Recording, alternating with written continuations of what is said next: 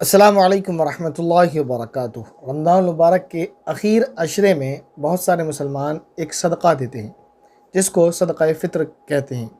ये सदक़ा कब देना है, किसको देना है, कितना देना है, कौन ये सदक़ा अदा करेगा, क्यों ये सदक़ा दिया जाता है, बहुत सारे सवालों के जवाबात आज आपको मिलने वाले हैं। जिनमें से पहला सवाल ये है कि ये सदक़ा क्यों दिया जाता है। बहुत सारे लोग ये समझते हैं कि ये सदक़ा जान का सदक़ा है। इसी तरह का लोगों का ज़हन है और इस तरह इसी तरीके को लेकर लोग सवाल भी करते हैं कि ये जान का सदक़ा है, वो ये समझते हैं। हालाँकि ये जान का सदक़ा नहीं है। इसको देने का मकसद क्या है, इसकी वजह क्या है? देखें, ये चीज़ समझें अच्छे से कि अल्लाह रब्बुल इज़्ज़त ने हमें रमज़ान मुबारक का ये जो महीना दिया है, इसमें एक इबादत हमारे ऊपर फ़र्ज़ की है जिसको रोज़ा कहते हैं।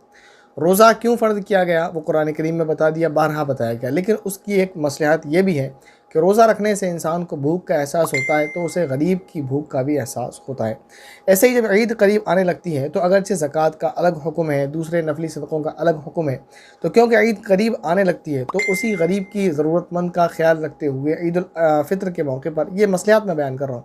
सदक़ाए फ़ित्र को जो है लाज़िम करार दिया गया कि सदक़ाए फ़ित्र दें जिससे कि उस गरीब की ईद भी बेहतर हो सके। असल वजह क्या है? सदक़ाए फ़ित्र जब हम देते हैं, ये हमारे ऊपर वाजिब कर दिया गया, अल्लाह का हुक्म है, तो बस सबसे अहम वजह ये है। वरना जब सदक़ाए फ़ित्र दिया जाता है तो यकीनन जो हमने रोज़े रखे हैं उसमें कुछ ना कुछ कोताही हुई है।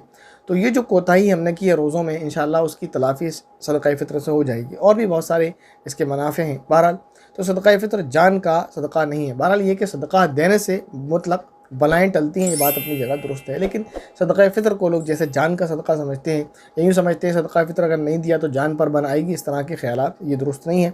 सदक़ाए फ़ित्र एक अलग हुक्म है अल्लाह रब्बुल इज़्ज़त का, ये जान का सदक़ा नहीं है। दूसरी बात ये है कि सदक़ाए फ़ित्र किसे देना चाहिए, यानी कौन देगा?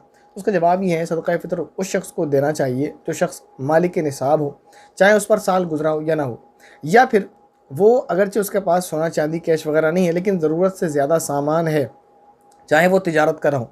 ज़कात में और सदक़ाए फ़ित्र के वजूब में यही दो फ़र्क हैं ख़ास तौर पर।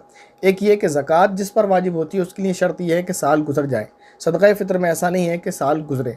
दूसरा ये कि ज़कात उस शख्स पर वाजिब होती है जिसके पास तिजारत का माल हो, और भी बहुत सारे सोना चांदी वगैरह, लेकिन माल तिजारत हो, ज़रूरत से ज़ायद है तो वो माल तिजारत हो। अगर या तो सोना है या फिर चांदी है या कैश है, ये नहीं है तो ज़रूरत से ज़ायद जो सामान है वो माल तिजारत हो। लेकिन सदक़ाए फ़ित्र में ऐसा नहीं है। ज़रूरत से ज़ायद सामान जो है और वो माल तिजारत अगरचे भी नहीं है तब भी उस पर सदक़ाए फ़ित्र वाजिब हो जाता है। बहरहाल ये कि सदक़ाए फ़ित्र उस पर वाजिब होता है जो साहिब निसाब हो।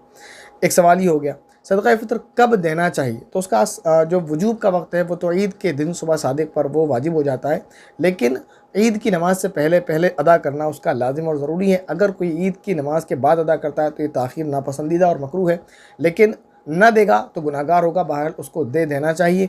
अगर कोई नमाज से पहले नहीं देता तो उसको नमाज के बाद देना चाहिए, लेकिन अगर नमाज के बाद देगा तो वो फजीलत जो है वो उसकी कम हो जाती है।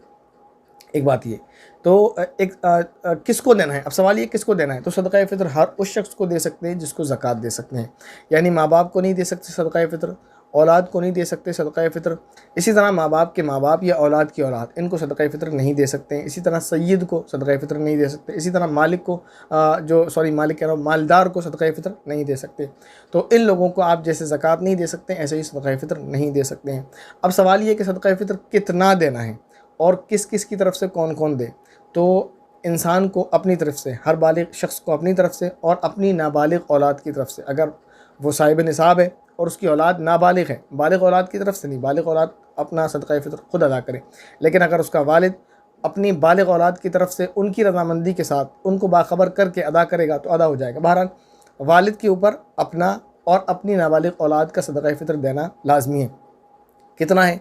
तो वो देखें, आप गेहूँ के हिसाब से दें, किशमिश के हिसाब से दें, जौ के हिसाब से दें, खजूर के हिसाब से दें, ये अफजल है आपकी इस्तिताअत के एतबार से। हम लोग ये बड़ी गलती करते हैं कि हम सिर्फ गेहूँ की कीमत का अंदाज़ा करके गेहूँ के हिसाब से देने लगते हैं। ये बहुत गलत है कि हम गेहूँ के हिसाब से ही दें। हम क्यों गेहूँ के हिसाब से दें?